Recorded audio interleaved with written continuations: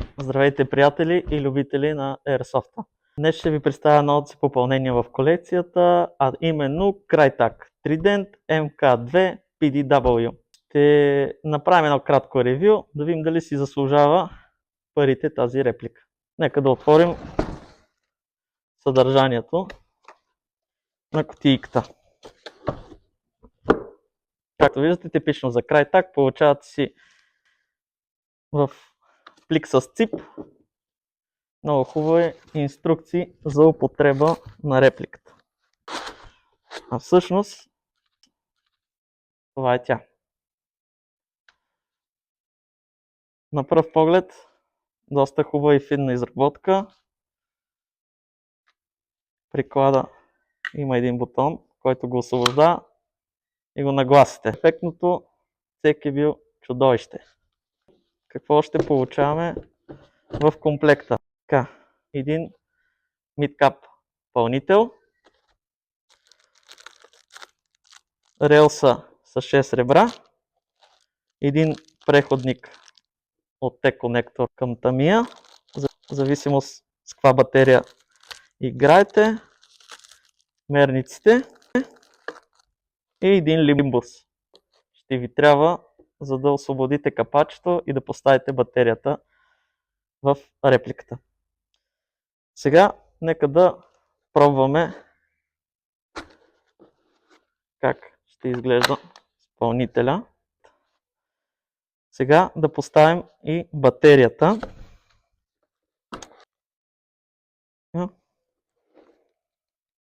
Няма да е много удобно всеки път да си носите инструмент, да развивате и да завивате това капаче. Като има и опасност да загубите и болчето, затова че много внимавайте. Да видим с какъв накрайник е.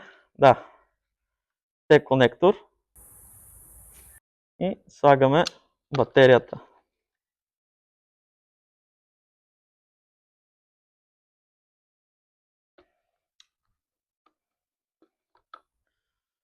Така, ето виждате, че се сблъскаме вече и с втори проблем, при който батерията е твърде голяма и няма абсолютно никакъв шанс да затворя капача. В случая има две решения, макар че тази батерия, която ползвам, е една от малките, като размери около 15 см, ще трябва да търся или по-малка батерия, или по някакъв начин да направя удължаваща втулка, която да покрива батерията. Иначе така просто разваля цялостната визия на така хубаво изглеждаща реплика. Все пак, нека да пробваме и как е с стрелбата. Имайте предвид, че репликата е чисто нова. Единственото, което съм направил, съм я смазал. Това е задължително, тъй като от повечето сайтове, които получавате репликите си, пушките не са смазани и е хубаво, преди да започнете каквато и да е стрелба или тестове или каквото и да било, хубаво да прегледате триещите части дали са смазани, поне да сложите нещо, тъй като след това може да нанесете и големи щети. Сега слагаме топчетата и да видим как е със стрелбата. Изпълнителя не съм го разработил, така че вкарах около 20 на топчета макс. Ще пробваме как се представя. Както знаете, safety first. Слагаме очилата, макар че съм сам, всичко се случва и имаме само две очи. Така, пробваме единична стрелба.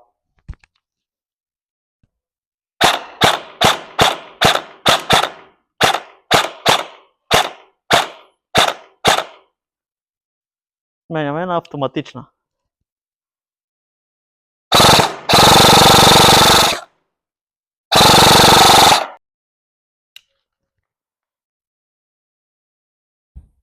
не видяхте най-вероятно топчета, но бяха в абсолютно права линия, което е доста добре. Изпразнихме пълнителя. Празен е вече. И едно обобщение. Репликата се предлага в няколко различни сайта. Моята е закупена от PowerAir. Предлага се в 4 различни цвята. Сиво, зелено, тан и черно, като черния най-вероятно, тъй като най-много се продава и е с най-висока цена 479 евро. Сивото и зеленото мисля, че бяха около 409 евро. В Евикито, само че американското, тази реплика е 350 долара, но не се подлъгвайте по по-ниската цена, тъй като имате доставка и най-вероятно митница, документи за представяне в митница и става най-вероятно даже и доста по-скъпа. Тъй като не си нося хроното, вчера замерих 1,14 джала, което е перфектно за CQB. Разстоянието, което преди малко ви показах и стрелях, е горе-долу около 42-3 метра. Така че това разстояние е абсолютно достатъчно, ако играете на затворени терени тип CQB, повече не ви трябва. Мисля, че дистанцията е оправдана, имайки предвид, че тази реплика не претърпява никакъв тунинг. Малко по-шумен металически звук има, така че може би това е единия недостатък. Втория недостатък, както споменахме, мястото за батерията и самото поставяне на капачка всеки път с болче има доста голяма вероятност бързане да го изгубите някъде, да не го завиете хубаво. Това са неща, които могат да се преправят. Тук ви е отвора за хоп-опа и нагласите капачето на 10-ти опит се затвори. Най-вероятно ще се отвори с малко. Това мен лично не ми допада. Иначе като дизайн репликата е много красива. Цената 479 евро. Може би със сигурност има модели под тази цена за CQB с същия размер, който е доста компактен. Времето, което отнема за да вдигнете репликата и да стреляте по някой е много малко, което ви дава една идея предимство в такъв вид игра. Дали си заслужава? Не, според мен не. Цената е твърде висока, но как са казали хората, кефа цена няма.